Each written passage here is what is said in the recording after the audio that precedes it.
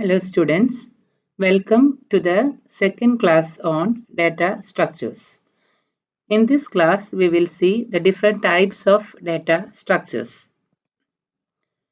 Data structures are divided into two, primitive data structures and non-primitive data structures. Primitive data structures consist of the fundamental data types which are used in any language. Since we are using C language here, the basic or the fundamental data types in C are character, integer, floating point and double precision numbers. And the keywords used are char, int, float and double. A character data takes 1 byte of storage in memory, that is 8 bits. Integer takes 2 bytes of storage in memory. Float takes 4 bytes of storage in memory and double takes 8 bytes of storage. C also supports some variants of the basic data types like signed representation, unsigned representation, short and long specifiers. The table given below shows the different variants of the basic data types. First one is character. It takes 1 byte of storage. Character and signed character are same because it takes both positive as well as negative values. We know that a character takes 1 byte of storage, that is 8 bits. That is, it can represent 2 raised to 8, that is equal to 256 numbers. And we always represent numbers starting from 0. So, the range will be between 0 and 255. Since signed representation uses positive and negative numbers, the range is between minus 128 to 127. That is total of 255 numbers. Next is unsigned character. Unsigned means there is no sign. Only positive numbers can be taken in this format. That is 0 to 255. There is no negative representation. It also takes 8 bits. That is 1 byte of storage. Next one is int. Integer takes 2 bytes of storage. That is, its range is between minus 2 raised to 15 to 2 raised to 15 minus 1. That is 16 bits. Next one is unsigned integer.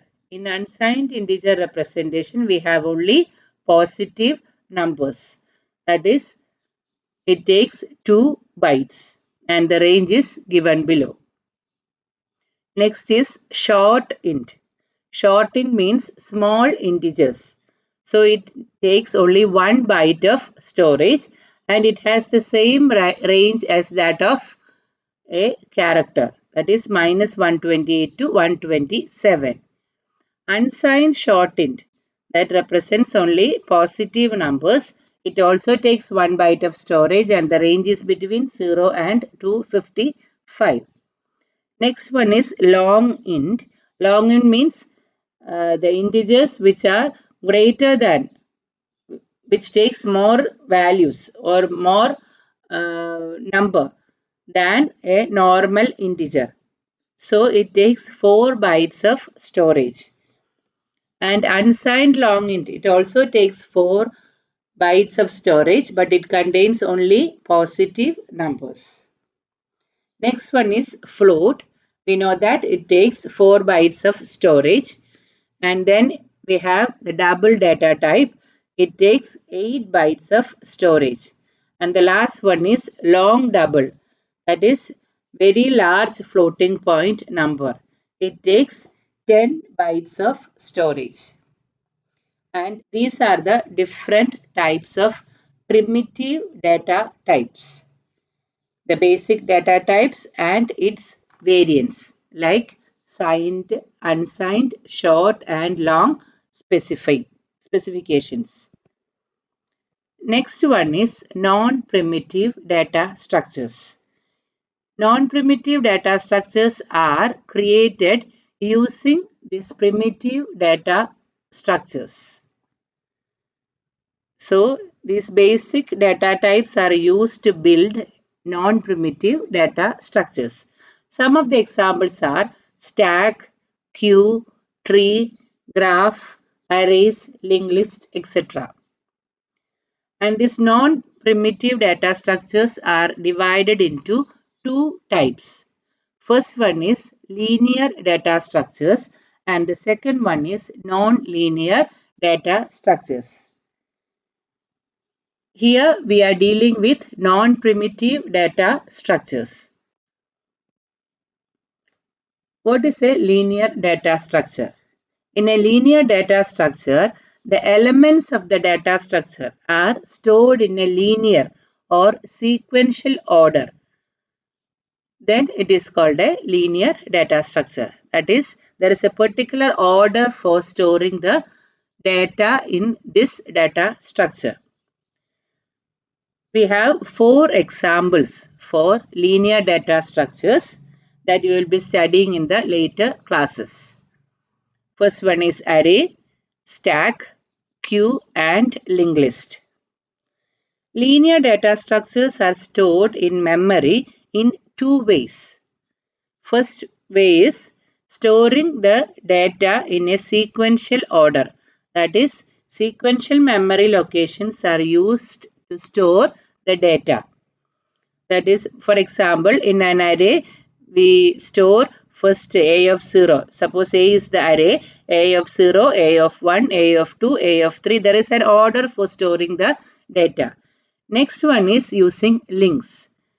These elements are connected using pointers or links and it determines the order of storing the data. That is, there is a particular way of ordering or a sequential format of ordering the data.